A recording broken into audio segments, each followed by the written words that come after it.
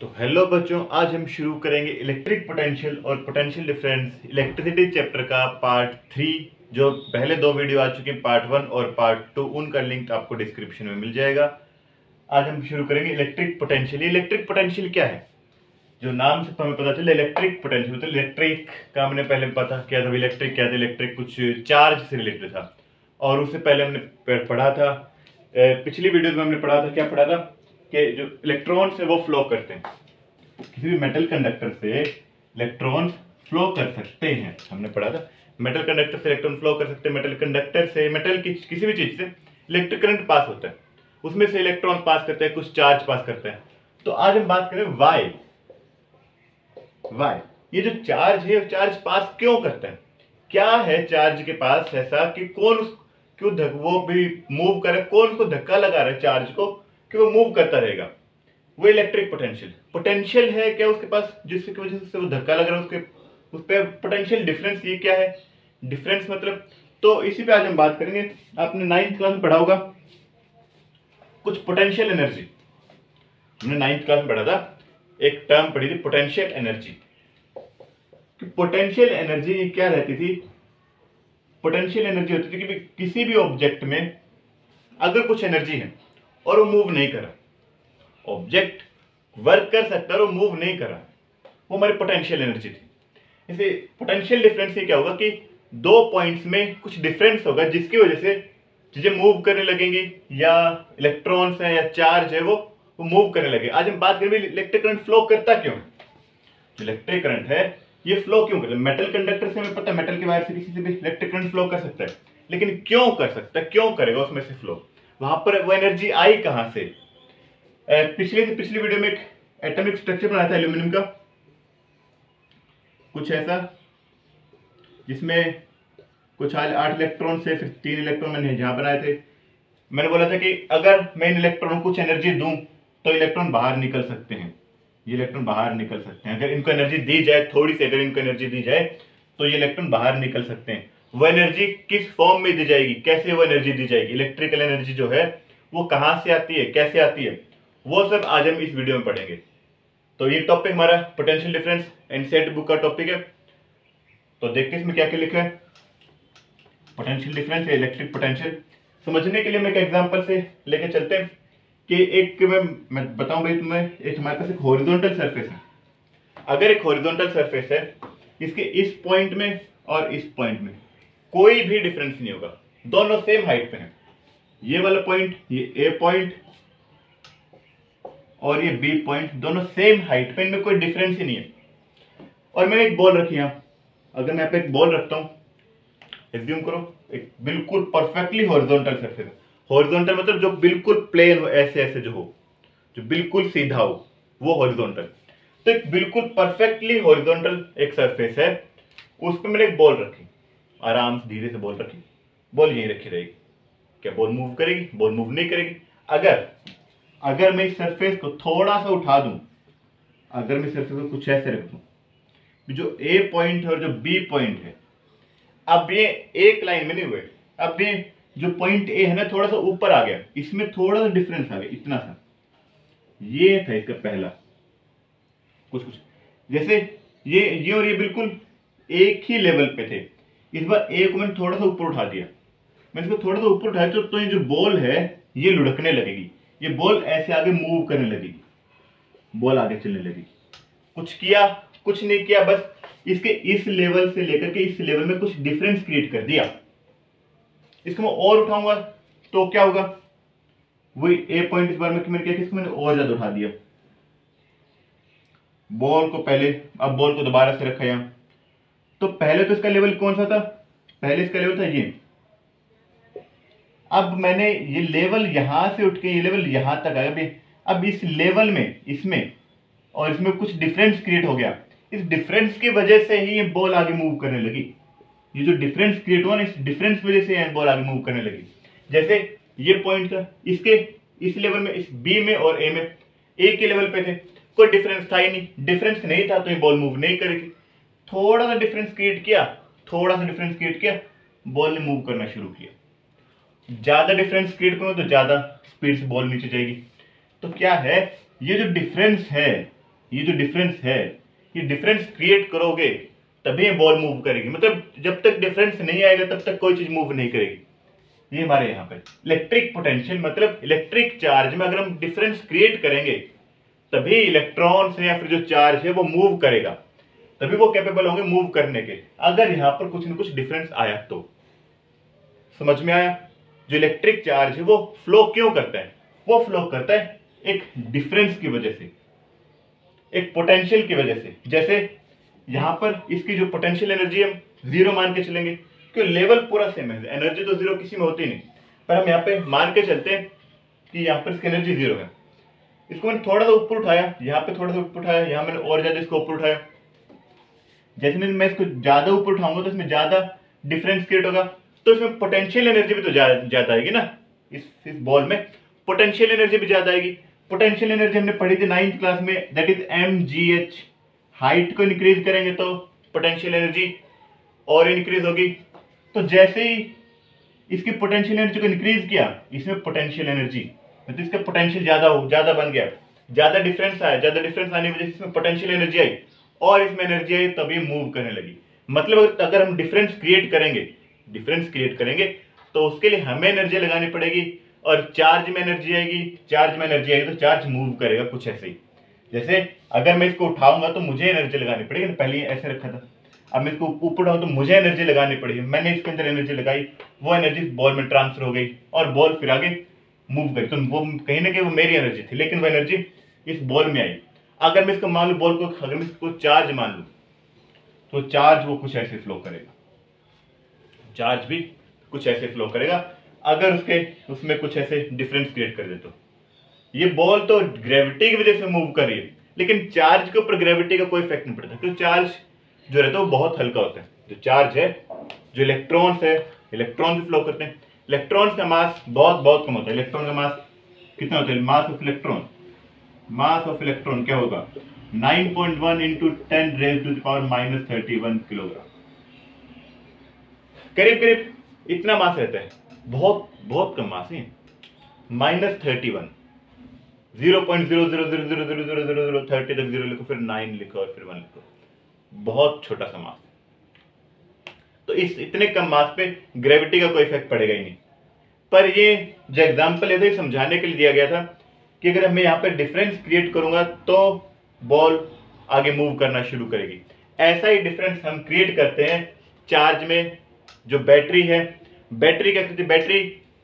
Battery की वजह से करंट फ्लो करेगा। हम एक छोटा सा अगर मैं सर्किट बनाऊं, उस सर्किट में अगर मैं सेल लगाता हूं या बैटरी लगाता हूं तो उस बैटरी की वजह से उसमें करंट फ्लो करेगा। तो जो बैटरी ने क्या किया? बैटरी ने पोटेंशियल डिफरेंस क्रिएट कर दिया। बैटरी ने क्या किया?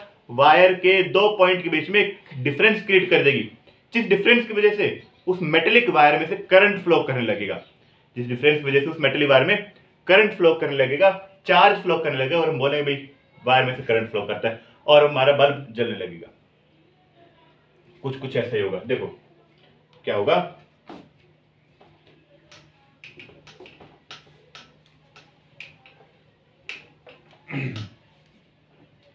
तो इलेक्ट्रिक पोटेंशियल क्या है? इलेक्ट्रिक पोटेंशियल ये था कि इलेक्ट्रॉन्स के अंदर कुछ ना कुछ पोटेंशियल आ जाए कि वो मूव करने लायक बन जाए।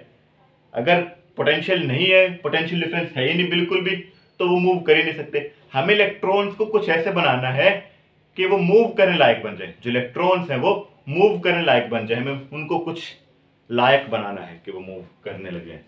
तो पोटेंशियल हमारा ये रहता है, पोटेंशियल डिफरेंस कि दो पॉइंट्स में, इस पॉइंट में मेरे पास कोई दो पॉइंट हो, अगर मेरे पास ये दो पॉइंट हैं ए और बी, इसमें और इसमें कितना डिफरेंस है? एक वायर है, ये एक वायर लगा है, ये वायर है, ठीक है, एक वायर। इस वायर के इस पॉइंट में और इस पॉइंट में जितना ज्यादा डिफरेंस होगा उतने ज्यादा इसमें से करंट फ्लो करेगा। अगर मैं इस पॉइंट पर, डिफरेंस क्रिएट करूं, डिफरेंस कैसे क्रिएट करूं? प्रोसेसर डिफरेंस कैसे क्रिएट करें? क्या मैं इस वायर को ऊपर उठा दूं? नहीं, ऊपर उठाने से तो कुछ होगा ही नहीं। ऊपर उठाए तो इलेक्ट्रॉन्स तो बहुत हल्के होते हैं, वो तो नीचे आएंगे ही नहीं। तो यहाँ पर जो हम भाई डिफरेंस क्रिएट करेंगे, वो डिफरेंस क्रिएट करने का क्या तरीका होगा?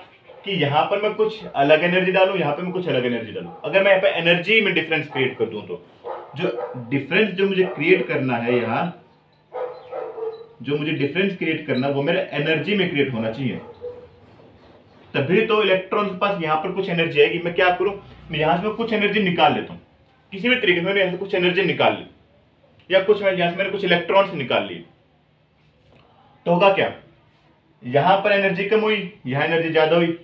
जब भी डिफरेंस होता है तभी कोई चीज फ्लो करती है, जब भी डिफरेंस क्रिएट होगा। यहां से मैं कुछ एनर्जी निकाल लूं, यहाँ एनर्जी कम, यहाँ एनर्जी ज्यादा, तो ये एनर्जी बाहर फ्लो करने लगी।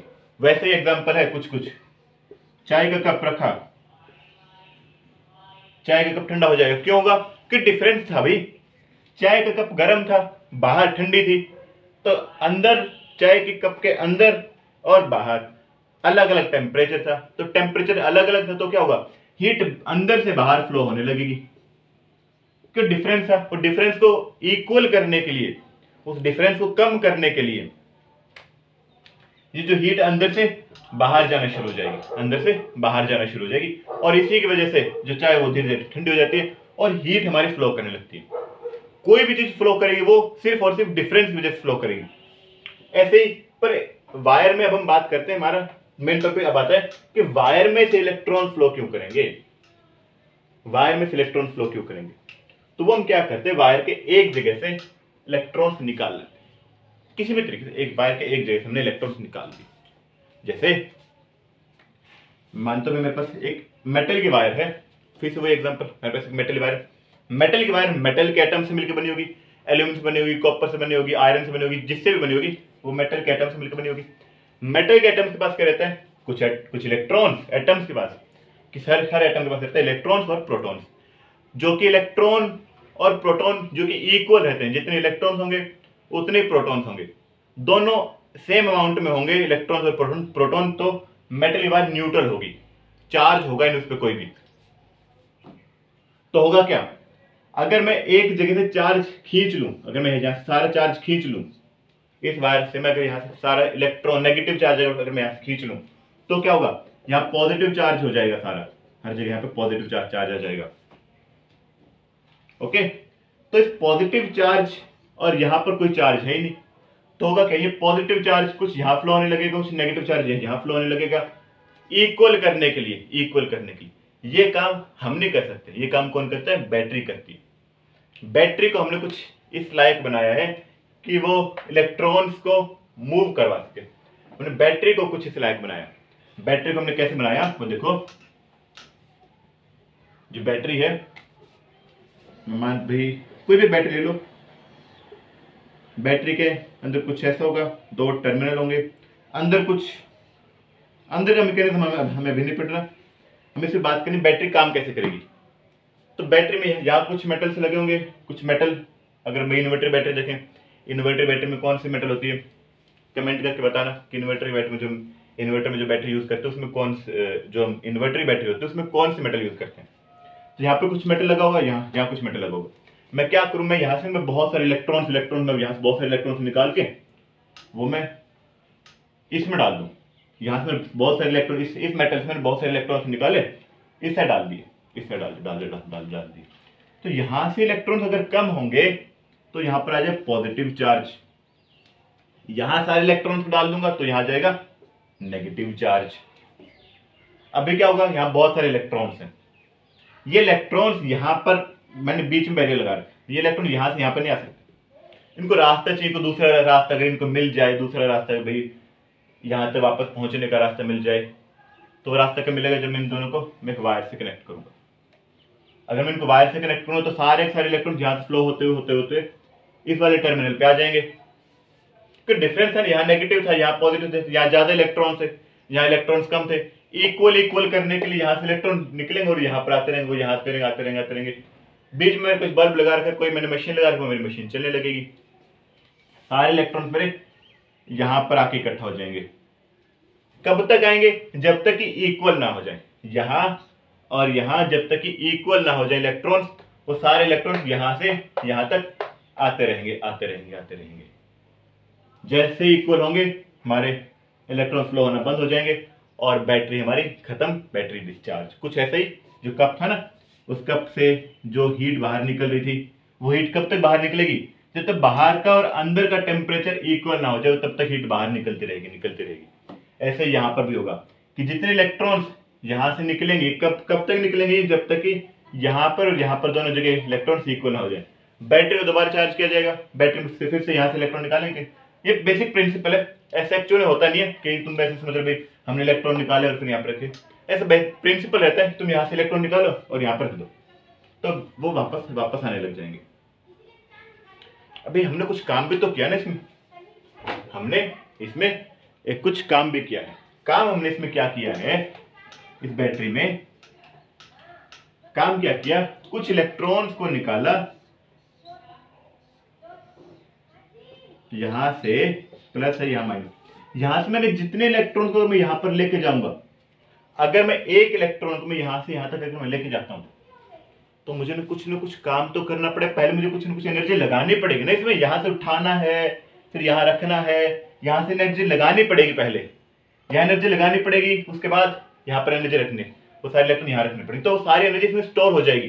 कुछ ऐसे तुमने धनुष को पकड़ के खींचा, कुछ है धनुष नॉर्मली कैसी पोजीशन में रहता है, कुछ ऐसे, ये उसकी नॉर्मल पोजीशन धनुष की, तुम उसको पकड़, उसमें तीर लगा हुआ है, तुम उसको पकड़ के खींचोगे, धनुष को तुम पकड़ के खींचोगे तो उसकी पोजीशन, उसके इस धागे की पोजीशन में कुछ चेंज आ जाएगा।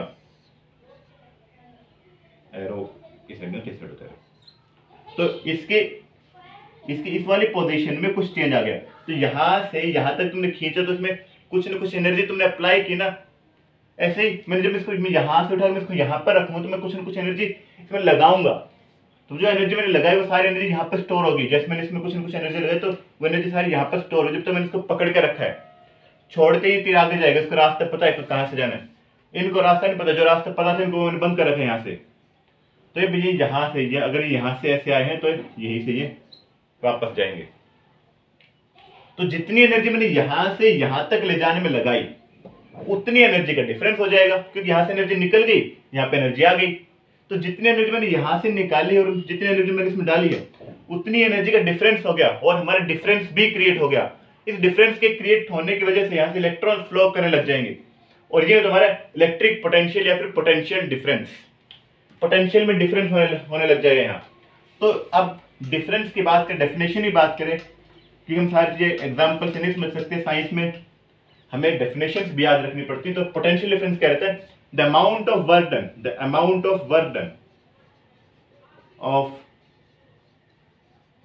done या फिर एनर्जी और वर्क डन हम इक्विवेलेंट लेके चलते हैं।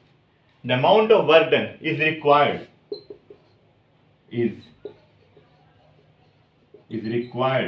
to move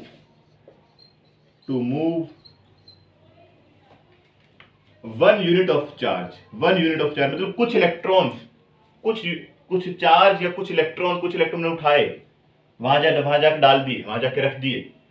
to move 1 electron, to move 1 unit of charge from one point to another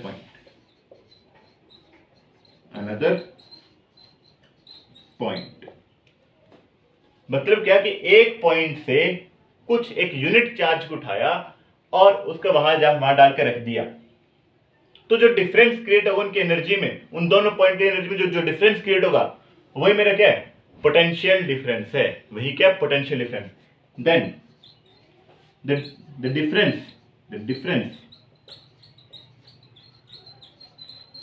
of energy, then the difference of energy between 2 points is called potential difference,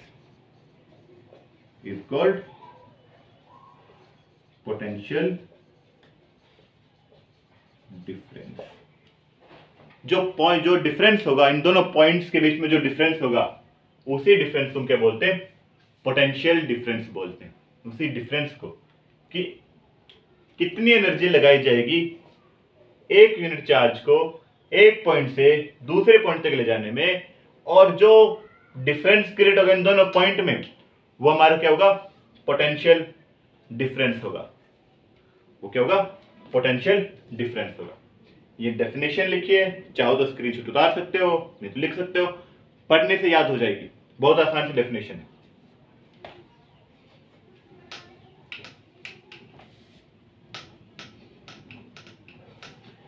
तो according to definition भी एक unit charge को एक जगह से दूसरी जगह पे लेके जाना है और हमें कुछ ना कुछ वर्क डन भी करना है। तो पोटेंशियल डिफरेंस को हम लिखते हैं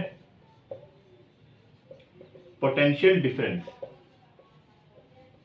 पोटेंशियल डिफरेंस आगे से ब्रैकेट में पीडी लिखा जाएगा, आगे से सिर्फ पीडी लिखूंगा, पीडी से पोटेंशियल डिफरेंस, जिसको हम लिखते हैं पोटेंशियल डिफरेंस का जो सिंबल है तो होता है वी। पोटेंशियल डिफरेंस का सिंबल होता है V. V is equal to work done, तुमने कितना वर्क डन किया, work done divide by charge, कि कितना चार्ज लेकर गए, कितना चार्ज लेकर गए। V is equal to W by Q। जो SI यूनिट होगी पोटेंशियल डिफरेंस की, जो SI यूनिट रहती है वो क्या होती है, SI unit of potential difference is volt. Volt नाम के साइंटिस्ट ने इसको डिफाइन किया था सबसे पहले, तो इसलिए वोल्ट ही इनकी SI, इसके SI यूनिट है। बोला जब 1 वोल्ट को डिफाइन करो, व्हाट इज 1 वोल्ट। 1 वोल्ट क्या होगा, अगर 1 जूल का वर्क डन लगे, 1 जूल का वर्क डन लगे एक कूलम चार्ज को एक पॉइंट से दूसरे पॉइंट तक ले जाने में, तो 1 वोल्ट का पोटेंशियल डिफरेंस होगा उन दोनों पॉइंट्स में। 1 volt is equal to 1 joule divide by 1 coulomb. इसकी डेफिनेशन अभी लिख दूंगा, अगर उतारना चाहते हो इसको तो वीडियो पॉज करके इसको उतार सकते हो। मैं इसकी डेफिनेशन लिख देता हूं 1 वोल्ट की, डिफाइन 1 वोल्ट, 1 वोल्ट का पोटेंशियल डिफरेंस क्या होगा। अगर 1 वोल्ट का पोटेंशियल डिफरेंस है तो वो क्या होगा, 1 volt. Volt is the SI unit of potential difference. If 1 joule of potential, sorry, 1 joule of work done, 1 joule of work done is required to move 1 coulomb of charge, 1 coulomb of charge, then 1 coulomb of charge from one point to another, from one point to another, then the फिर क्या है, जो potential difference होगा उन दोनों points में, उन दोनों पॉइंट में जो पोटेंशियल डिफरेंस होगा वो 1 वोल्ट होगा। देन